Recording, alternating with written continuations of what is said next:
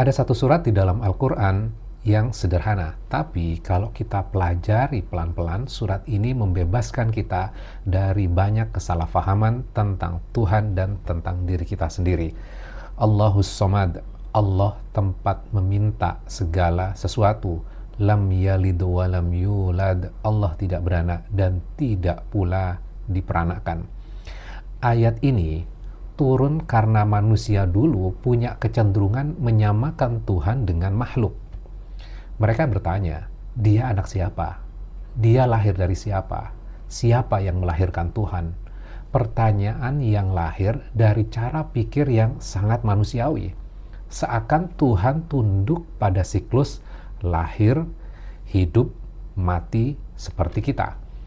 Allah tidak berawal, Allah tidak berakhir, tidak bergantung pada siapapun. Dan di sini letak ketenangannya. Banyak orang sekarang membayangkan Allah seperti manusia. Allah bisa cemburu, kecewa seperti manusia, marah karena merasa tersaingi, atau butuh disanjung supaya bahagia. Padahal ayat ini membalik semuanya. Allah bukan makhluk. Dia tidak punya rasa kurang yang harus dipenuhi, tidak sedang mencari pengakuan, tidak butuh keturunan untuk diwarisi, tidak butuh asal-usul untuk terasa lengkap. Justru karena Allah tidak seperti kita, kita bisa sepenuhnya bergantung kepadanya tanpa takut ia akan berubah. Ayat ini mengajarkan tauhid yang paling lembut, bahwa Tuhan yang kita sembah tidak bergantung pada siapapun, tidak punya kepentingan terhadap siapapun, dan karena itu ketika kita kembali kepadanya, kita dihargai sebagai manusia, bukan sebagai garis keturunan tertentu. Ada satu makna lain yang sering terlupa.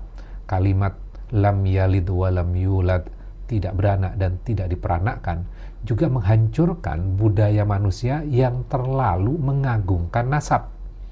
Di dunia yang suka mengidolakan keturunan orang penting, menjudge orang lain dari asal-usul keluarga, yang membuat kita mulia bukan darah kita, tapi hati kita. Jadi, saat hidup terasa berat, saat manusia merendahkan kita karena latar belakang, saat kita bingung siapa yang benar-benar menerima kita, ingat ayat ini. Allah tidak beranak dan tidak pula diperanakkan. Dan Dia, Allah, tidak menilai kita dari asal, tapi dari hati yang terus kembali kepadanya.